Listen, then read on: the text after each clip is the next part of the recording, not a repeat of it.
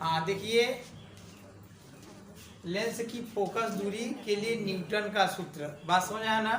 तो न्यूटन ने लेंस के लिए अपना सूत्र दिए हैं, और वह सूत्र क्या है और उसका उपयोग हम कब करेंगे और कैसे प्राप्त होता है, हम यहाँ देखेंगे। ठीक है, तो देखिए न्यूटन ने क्या बताया है। जैसे मान लीजिए कोई लेंस है, हम उत्तल लेंस ले लेते हैं। ठीक है, न्यूटन ने क्या बताया उसको मैं बताने जा रहा हूँ। एक लेंस है, यह लेंस उत्तल लेंस है। लेंस है जिसका मुख्य अक्ष होगा ना, यह प्रकाशीय केंद्र होगा, और इधर क्या होगा। अच्छा, लेंस में कितने फोकस होते हैं? 2 होते हैं। मुख्य फोकस को हम लोग एफ बोलते हैं ना, F2, और मतलब लेंस का 2 फोकस होता है, एक F1 होता है, एक F2। F1 उत्तल लेंस का F1 इस साइड होता है। ठीक है, और इसको F डैश में मान लेता है। चलो यह F है, या क्या F डैश है ना। यह वाला दूरी कितना है? मान लो यहाँ से x दूरी पर, ध्यान से समझो, यह लेंस है, ये मुख्य अक्ष है ना, लेंस का फोकस है F, और यहाँ पे है F डैश। ठीक, फोकस है, फोकस बिंदु होता है। क्या होता है? बिंदु, लंबाई नहीं। जब C से फोकस की दूरी नापेंगे तो हमें F मिलेगा। क्या मिलेगा? ठीक है, जब यहाँ से इसकी दूरी नापेंगे तो इसको F डैश में बोलूँगा।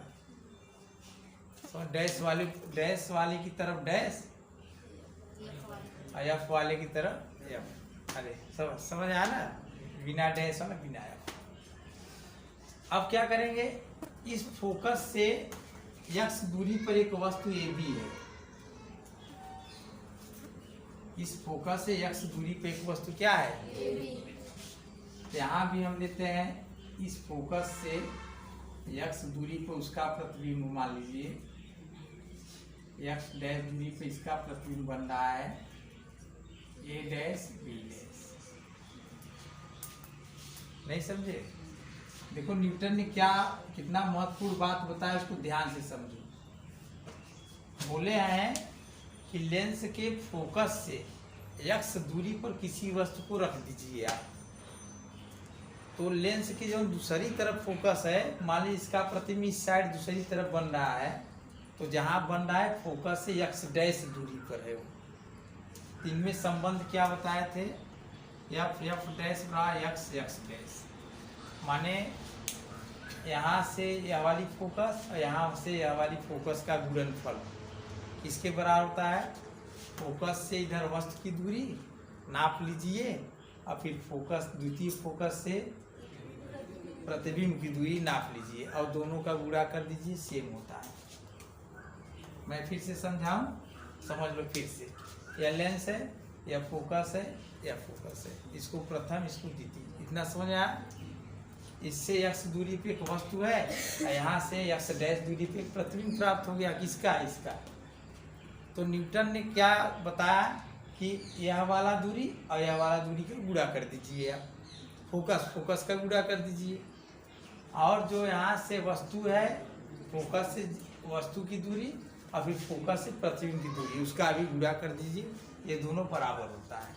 तो सबसे पहले न्यूटन का हम लोग कथन लिखेंगे, उसके बाद इसको सिद्ध करेंगे। कथन याद होना बहुत जरूरी है ना, कथन याद होना चाहिए। कथन यही है, फोकस से x दूरी पर वस्तु है, तो फोकस से x डैश दूरी पर प्रतिबिंब बनता है, F डैश पर x डैश। ठीक, यह याद होना चाहिए। तो चलो सबसे पहले हम लोग लेंस की फोकस दूरी की न्यूटन का सूत्र कथन लिखते हैं। ठीक,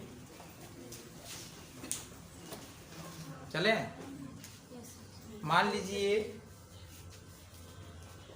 लीजिए एक उत्तल लेंस है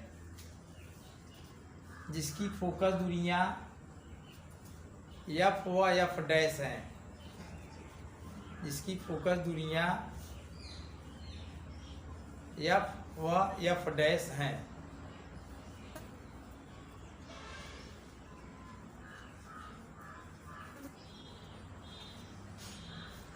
हो गया। अच्छा, आगे स्मॉल एफ डैश, ध्यान रहे, एफ डैश। आगे यदि किसी वस्तु की फोकस से दूरी x,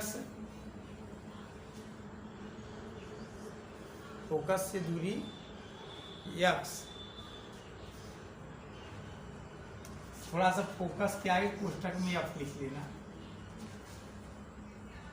फोकस अभी वाला जो फोकस लिखे उसके आगे f ना, फोकस से दूरी x ना, तथा उसके प्रतिबिंब की फोकस, फिर कोष्टक में f डैश लिख लेना, से दूरी x डैश है। फोकस कोष्टक में f डैश से दूरी x डैश है, समझ में आया ना। तब f डैश बराबर x डैश होता है, न्यूटन ने बताया था। तब f डैश बराबर x डैश। हाँ, ध्यान से देखिए, यहाँ पे हम जो है यहाँ मान लेते हैं, यहाँ पे हम ऐसी प्रकाशीय केंद्र है, तो निगमन में ए बी क्या है, हमारा वस्तु है, क्या है, ए डैश बी डैश क्या है, प्रतिबिंब है, क्या है। हाँ, ध्यान से देखो, ए बी वस्तु, ए डैश बी डैश। चित्र से आपको जितना समझ आ रहा है सारा चीज लिखिए। सी एफ कितना है, माइनस एफ। सी एफ कितना है, मुख्य प्रकाशीय केंद्र से बाएं तरफ की दूरी ऋण ना। और एफ बी कितना है, या तो सी बी कितना है, माइनस एक्स होगा ना, C B minus F minus x. नहीं समझे क्या, सी से बी की दूरी माइनस एफ और माइनस एक्स, जरूरत पड़ेगा तो। और क्या है उधर, सी एफ कितना है, सी एफ डैश, बोलो, सी से एफ डैश कितना है, अरे फिर से, सी से एफ की दूरी एफ है, सी से एफ डैश, और सी से वहां पे ए डैश, सी से ए डैश पे एफ प्लस एक्स, दोनों डैश होगा ना, समझ में आया ना। ये इतना मैं लिख लेता हूँ। चलो, अच्छा ये हो जाता है, यहाँ पे बी यहाँ हो जाता है, कोई बात नहीं है, ठीक है। चलो, ए बी वस्तु हो गया, ए डैश बी डैश प्रतिबिंब हो गया, सी एफ हो गया माइनस एफ, और सी ए हो गया, और यहाँ कितना हो गया, अब सही है ना। चलो, अब इसमें 4 त्रिभुज है, हम दो दो करके लेंगे, 1 2 त्रिभुज तो ढेर सारा है, पहले इसको लेंगे, फिर इसको और इसको लेंगे। ध्यान देना, पहली बार मैं इसको लूंगा और दूसरी बार में इसको, ठीक है। चलो,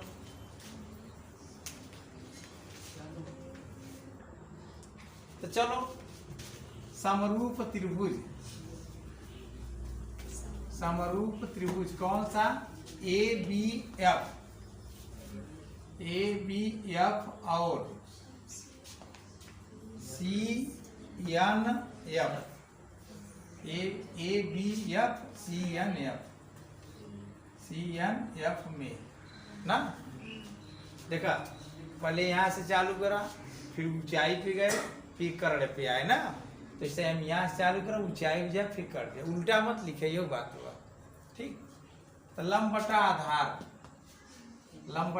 आधार मतलब ए बी बटा ए एफ, एक लिख ले, ऐसे ये भी लिखा, लंब बटा आधार, बात समझ में आया। अच्छा, अब ए बी ऐसे रहे तो सी एन के स्थान में क्या हम लिख सके, तो बताओ। हाँ, ए बी ऐसा ही ए एफ ओ ऐसे ही, ठीक। सी एन के स्थान पर क्या लिखा हुआ, ए डैश बी डैश नीचे सी एफ, एक ही यहाँ एक ही यहाँ, एक ही यहाँ भेजा तो नीचे आए, एक ही यहाँ भेजा तो ऊपर जाए। इतना समझ आ तुमने। फिर से देखो, लंब बटा आधार, लंब बटा आधार, लंब ए बी आधार ए एफ, यू का लंब का सी एन आधार सी एफ, समझा।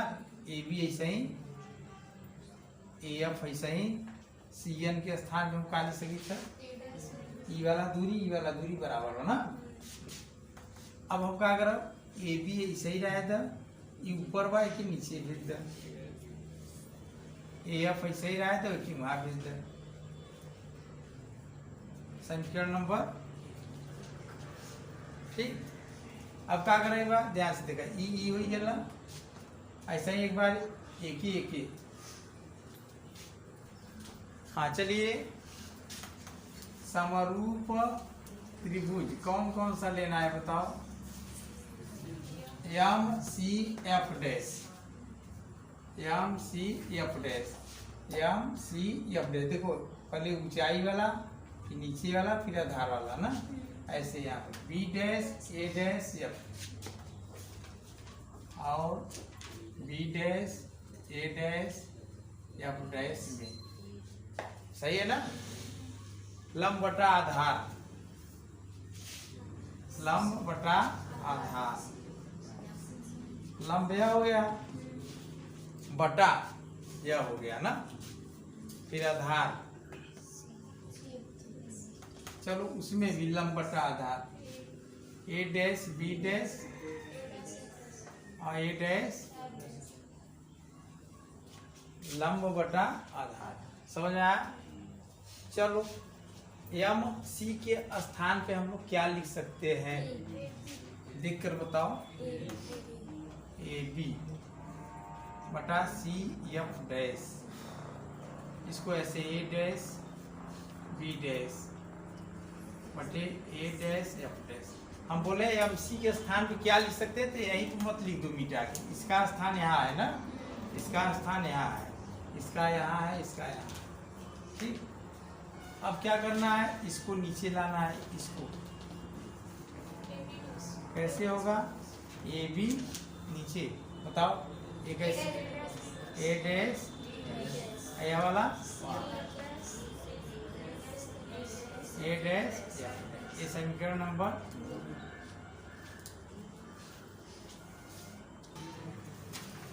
अब चलिए देखिए ध्यान से। अब समीकरण नंबर 1 व 2 से क्या लिखेंगे, समीकरण 1 व 2 से, समीकरण 1 हमारा कितना था, देखिए समीकरण 1 हमारा था ए बी बटे ए डैश बी डैश बराबर ए एफ बटे सी एफ ना। अब समीकरण 2 हमारा यह है, ध्यान से देखो, पहले 1 और 2 में ध्यान से देखो, ए बी बटा ए बी डैश 1 में भी है, और ए बी बटा ए डैश बी डैश 2 में भी है, देख रहे हो ना। 1 में भी यह है पूरा, और 2 में भी है, 1 के बराबर यह है और 2 के बराबर यह है, ठीक। ये दोनों जब आपस में बराबर हैं तो ये दोनों भी आपस में क्या होंगे, बराबर, ऐसे समझो, ये दोनों आपस में बराबर है ना, ये दोनों भी आपस में बराबर होंगे, तो हम लोग लिखेंगे ए एफ बटा सी एफ बराबर सी एफ डैश बटा ए डैश एफ डैश, समझ आया। चलो मान रखते हैं हम लोग, नहीं समझे क्या, फिर से समझ लो। जैसे एक में यह वाला और 2 में का यह वाला मिल रहा है ना, जब ये दोनों आपस में बराबर है तो समीकरण के अनुसार ये दोनों भी आपस में बराबर होंगे, इसलिए हम यहाँ पे दोनों को लिख दिए ना। इन दोनों को नहीं लिखिए, हम लिख भी सकते हैं, कोई जरूरत नहीं है कोई लिखने का, ठीक है। चलो मान रखो भैया, ए एफ कितना है, एफ से एक ही दूरी, तो -x लिखेंगे, क्योंकि मैं प्रकाशी केंद्र से ऐसे चलेंगे तो इधर नाप रहे हैं ना, माइनस बटा C F minus F C F dash, C F dash उस साइड की दूरी था एफ डैश, फिर ए डैश एफ डैश मतलब उस साइड की दूरी है ना, एक्स डैश, फिर सी गुणा करो एक्स बटा एफ बराबर एफ डैश बटे एक्स डैश, तिरछी गुणा करो, रीड रीड खत्म, एक्स बटा एफ डैश बटा एक्स डैश, तिरछी गुणा कर दो, एफ डैश बटा एक्स डैश। यह न्यूटन का सूत्र है लेंस के लिए।